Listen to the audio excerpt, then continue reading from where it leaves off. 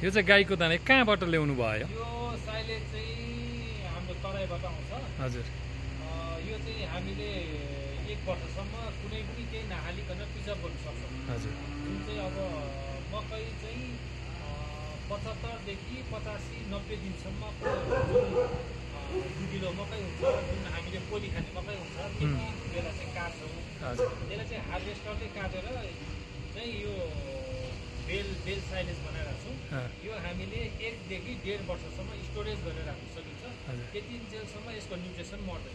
यो सबै तपाईँले आफै बनाउने होइन, बाहिरबाट ल्याउने? बाहिरबाट किन्छौँ। यो एउटा बोरा कति पर्छ? यो बोरा भन्दा पनि अहिलेको समयमा 15 रुपियाँ पर्छ।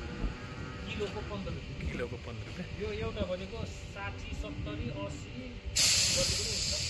तपाईँकोमा यो कति खपत हुन्छ वर्षमा? कति टन हुन्छ कि? वर्षमा होइन, दिनको त्यही 2.5 देखि 3 टन हुन्छ। 3 टन। यो चाहिँ जहिले खुवाउनु पर्यो? जहिले खुवाउनु पर्यो। यसले गर्दा चाहिँ दुध बढ्छ। यसमा मिसाएर खुवाउनु पर्यो? यो हाल्छौँ, हरियो घाँस हाल्छौँ, दाना हाल्छौँ, फिड सप्लिमेन्ट सबै चाहिँ त्यसमा हालेर मिसाएर खुवाउँछौँ। हस् त।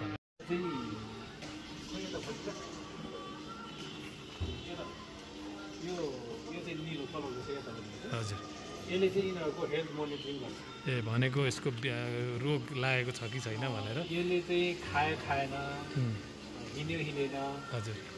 हिटमा आएको र हिटमा आएपछि गोरु कतिखेर लाउने। हजुर। अनि त्यसपछि अब रुमेन चलेको नचलेको, एक्टिभ छ छैन, त्यो सबै। यो जस्तो हामी चाहिँ यसलाई भनेको इन्जेक्सनबाटै हो नि होइन? उ गर्ने पनि गर्छौँ र हामीले उ पनि गर्छौँ, के अरे यो तपाईँको उसमा भएको चाहिँ होलिस्टन हो कि जर्सी? होलिस्टन कर। यो कहाँको उत्पादन हो? यो कहाँको उत्पादन हो?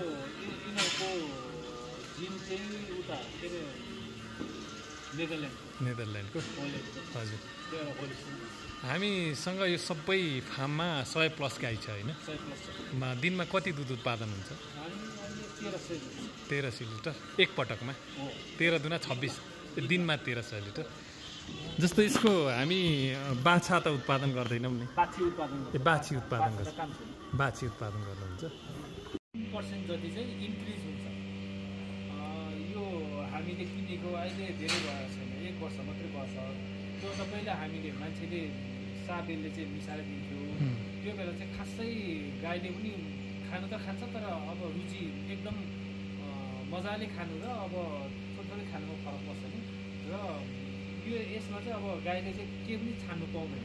हामीले हातले मिक्सिङ गऱ्यो भने चाहिँ यो साइलेजहरू र दानाहरू मजाले मिक्स हुनु नपाउने। यसबाट चाहिँ मजाले अब यो जस्तो कि यो हरियो घाँसहरू पनि यसमा चाहिँ मिक्स गर्दाखेरि यो काटकुट खाँदै हुन्छ। यसको फाइदा त्यो भनेको उत्पादन बढाउँछ। उत्पादन बढाउँछ। यो कहाँको प्रविधि हो? यो भनेको चाहिँ यो चाहिँ हामीले किन छोपेको भने हामीले भुसा सुसा हाल्दा चाहिँ दुलो उठ्छ, अनि फार्मभित्र दुलो जाने भएर यो छोपेर राखेको। खास छोप्नु चाहिँ पर्दैन। अनि त्यो चाहिँ छोप्नु पर्दैन। यो दुलोलाई प्रोटेक्ट गर्नुको लागि हामीले यो चाहिँ ट्र्याक्टरबाट सञ्चालन हुन्छ। र यो चाहिँ कस्तो भने यो मिक्सिङ भएर चाहिँ आफैले जोकेर गाईलाई दिने हो।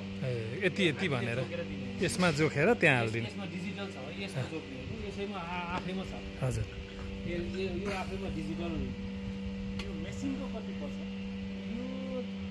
यो ट्र्याक्टर गरेर लगभग 30 लाख जति पर्छ। यो मल चाहिँ के तपाईँले के बाहिर पठाउनलाई कि?